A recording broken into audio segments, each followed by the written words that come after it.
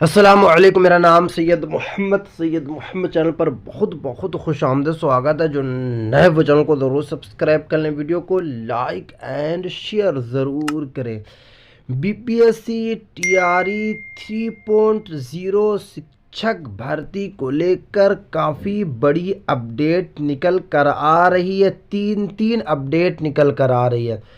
First जो update है वो अटेम्प्ट को लेकर है कि आपको कितना मौका मिलने वाला है, 3 मौका मिलने वाला है या फिर 5 मौका मिलने वाला है। दूसरी जो बड़ी अपडेट निकल कर आ रही है, सीटेट कम नंबर वाले को भी मौका मिलेगा। क्या है अपडेट, मैं आपको इस वीडियो में आज पूरी जानकारी दूंगा। और जो सबसे इम्पोर्टेंट अपडेट है वो एज लिमिट को लेकर। तो चलिए मैं आपको एक एक करके अच्छे तरीके से समझाने की कोशिश करता हूँ। देखिए, अटैम्प्ट को लेकर आपको काफ़ी बार अपडेट यही मिल रही है कि अटैम्प्ट को लेकर आपको सिर्फ और सिर्फ 3 ही मौका मिलने वाला है, क्योंकि विज्ञापन में यही बताया गया है कि आपको 3 मौका मिलेगा। बट अब यानी कि आज की जो अपडेट निकल कर आ रही है, क्योंकि जितने भी कैंडिडेट हैं सभी की यही मांग है कि अटैम्प्ट को बढ़ाया जाए, क्योंकि अगर आपने अटैम्प्ट को नहीं बढ़ाया तो ये हमारा लास्ट चांस है। क्योंकि वो टीआरई 1 का एग्ज़ाम दिए, उनका सिलेक्शन नहीं हुआ, टीआरई 2 का वो एग्ज़ाम दिए, उनका सिलेक्शन नहीं हुआ, और टीआरई 3.0 लास्ट चांस है। तो काफ़ी कैंडिडेट ने बिहार सरकार से मांग की थी, चेयरमैन साहब से मांग की थी, आमिर सुबहानी साहब से जो अभी नए नए चेयरमैन बने बीपीएससी के, सभी से इन्होंने मांग की थी कि कम से कम हमें 2 अटैम्प्ट और मौका दिया जाए, 3 के बाद फिर 2 और दिया जाए, यानी कि टोटल 5 अटैम्प्ट। तो अंदर के जो अपडेट यही निकल कर आ रही है कि बिहार सरकार भी राज़ी हो चुकी है और अब जाके आपको जो मौका मिलने वाला है वो 5 अटैम्प्ट का मौका मिलेगा। अभी बाज़ाब्ते ऑफिशियल नोटिस नहीं जारी की गई है, बट अंदर से यही अपडेट निकल कर आ रही है कि आपको जो मौका जो मिलेगा अब वो 5 अटैम्प्ट मिलेगा। यानी कि आप अभी टीआरई 3.0 जो एग्ज़ाम दे रहे हैं ये आपका 3rd हो गया, उसके बाद फेज़ 4 का मिलेगा और फिर 5 का आपको मिलने वाला है। सरकार की तरफ से यही अपडेट निकल कर आ रही है, क्योंकि काफ़ी कैंडिडेट का कहना था, काफ़ी कैंडिडेट की मांग की थी कि सरकार हमें कम से कम 2 मौका और दे।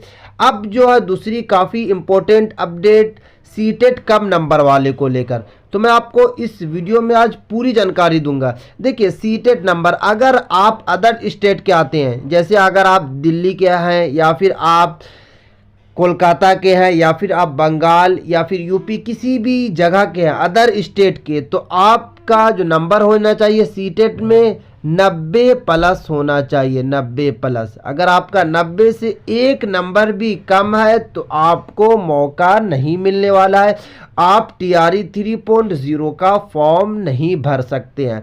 अब बिहार वाले कैंडिडेट किस तरीके से फॉर्म भरे, उनका कितना मार्क्स होना चाहिए, तो उनका सीटेट में जो मार्क्स होना चाहिए ओबीसी से आते हैं या फिर अनरिजर्व फीमेल से अगर आप हैं तो आपका कम से कम आपका 85 मार्क्स होना चाहिए।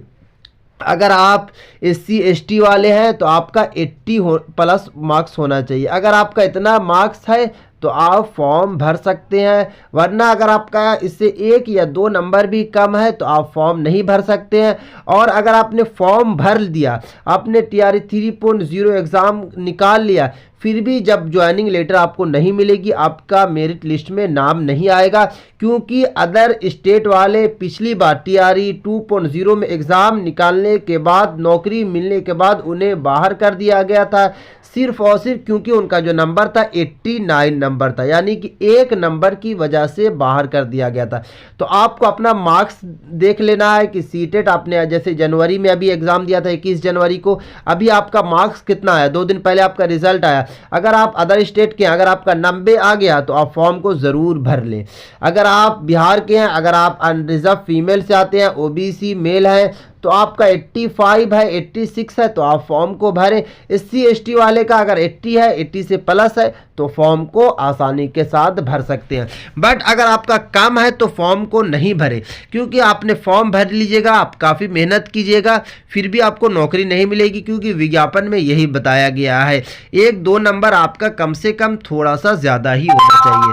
अब जो तीसरी अपडेट है एज लिमिट को लेकर, क्योंकि अभी जितने भी जो कैंडिडेट है ज़्यादा परेशान है एज लिमिट को लेकर कि एज लिमिट उनकी बढ़ने वाली है या फिर नहीं है। क्योंकि आपको पता है कि अभी सक्षमता परीक्षा वाले जितने भी कैंडिडेट थे बिहार सरकार से, उन्होंने मांग किया, बिहार सरकार ने उनको 2 और मौका दे दिया, यानी कि उनका टोटल जो अटैम्प्ट कर दिया गया वो 5 अटैम्प्ट कर दिया।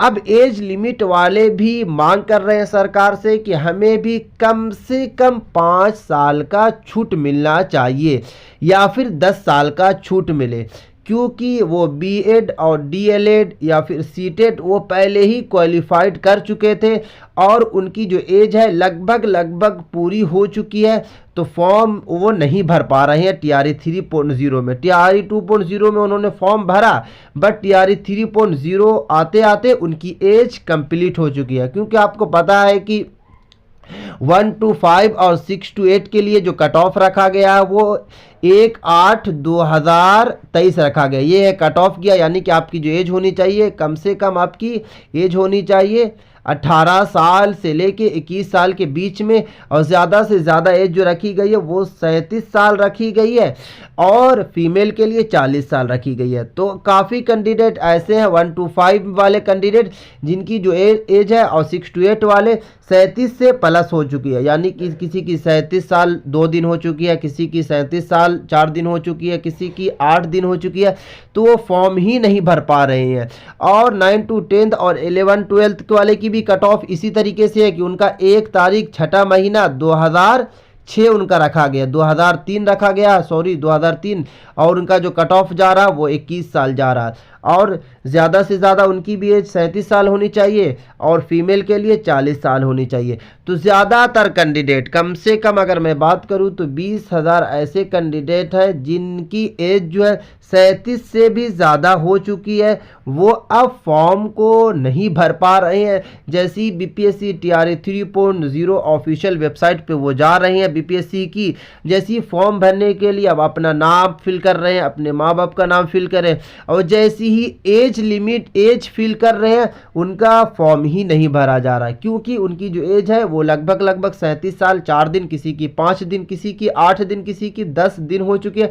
इसी वजह से वो फॉर्म नहीं भर पा रहे हैं।